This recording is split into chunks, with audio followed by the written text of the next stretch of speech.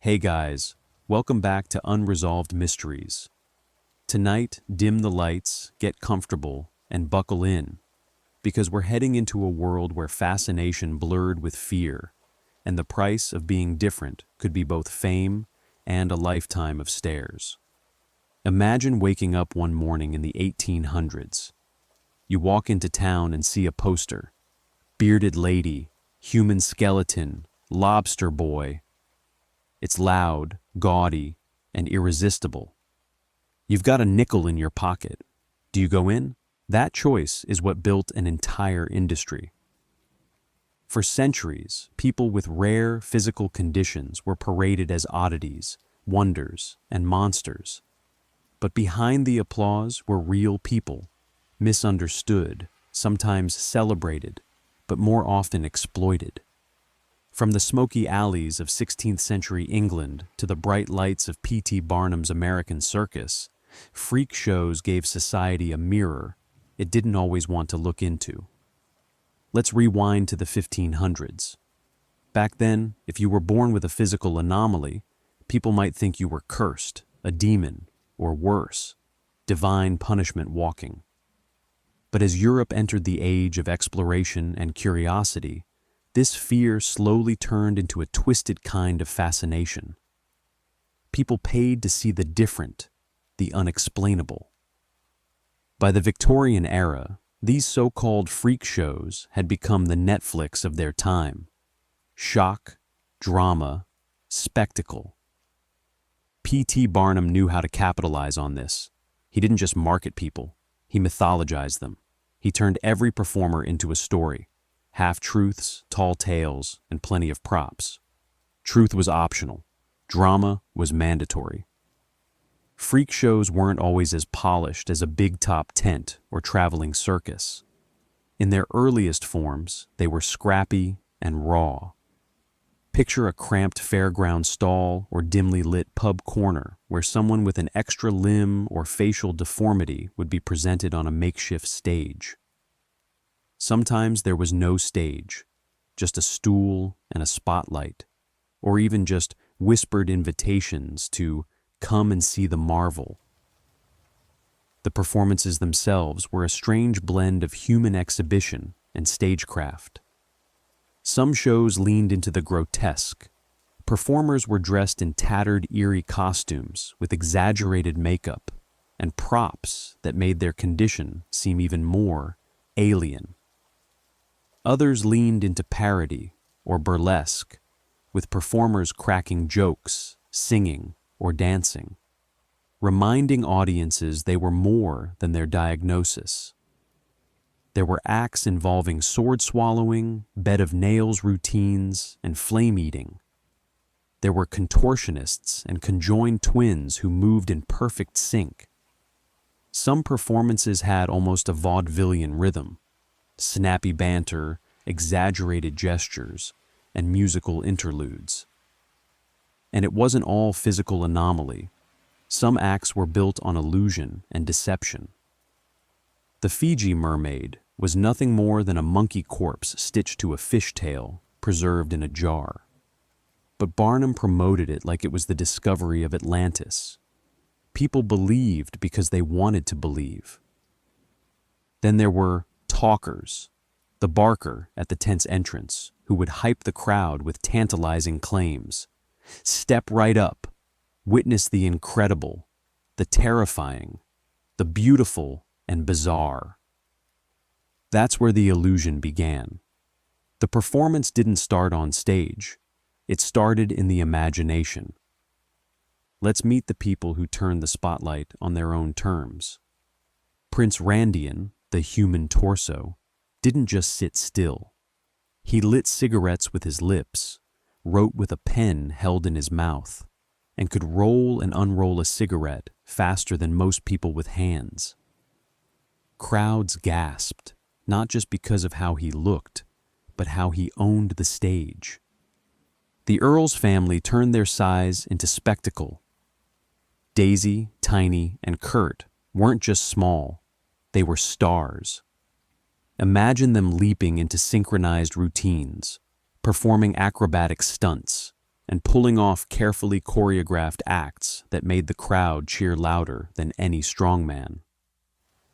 Maurice Tillet, the French angel, walked into the wrestling ring looking like a real-life myth. His acromegaly made his skull and bones swell, but he wasn't just brawn.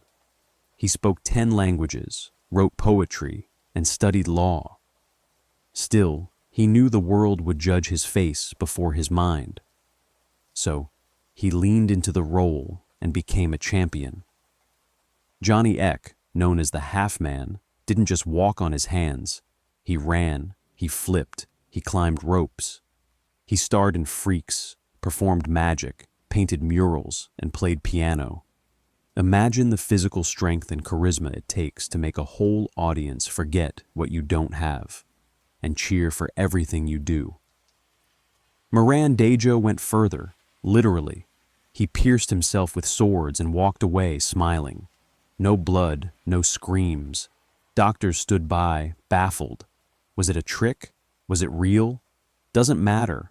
Audiences believed. And belief in the circus is the most powerful currency of all. Joe Laurel, the owlman, could rotate his head nearly 180 degrees. His act was simple: turn, stare, and freeze. The silence in the tent, louder than any applause. Cuckoo the bird girl flapped, chirped, and danced across the stage in feathered gowns, her movements otherworldly. But beneath the costume was a woman who took the world's cruel nickname and spun it into something graceful and strange. Pip and Flip, sisters with microcephaly, performed with glowing smiles. Though their condition limited their speech, their joy was infectious. They danced, clapped, and captivated. The crowd might have come for the spectacle, but they stayed for the heart. Ella Harper, the camel girl, walked on all fours, not for show, but because her condition made it the most comfortable way to move. Still, she embraced the nickname, climbed onto the stage, and turned her painful gait into a living. And then there's Grady Stiles Jr., Lobster Boy. With claw-like hands and feet due to ectrodactyly, he became a generational sideshow act. But offstage, the story turned dark. Abuse, alcoholism, and even murder. His life was a freak show in more ways than one.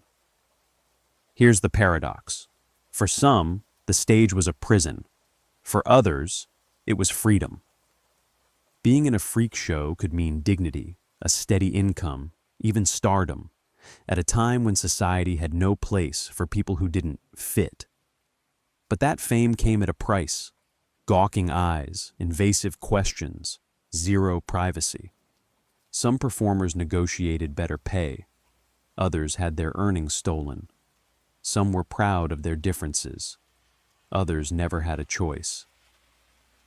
The 1932 film Freaks tried to flip the narrative. Real sideshow performers starred as the heroes, the villains, the so-called normal people. But audiences weren't ready. The movie was banned for decades. By the 1960s, things started to change. Science explained what superstition once feared. Conditions had names: acromegaly, sacralogenesis, microcephaly, and people were learning that difference didn't mean danger.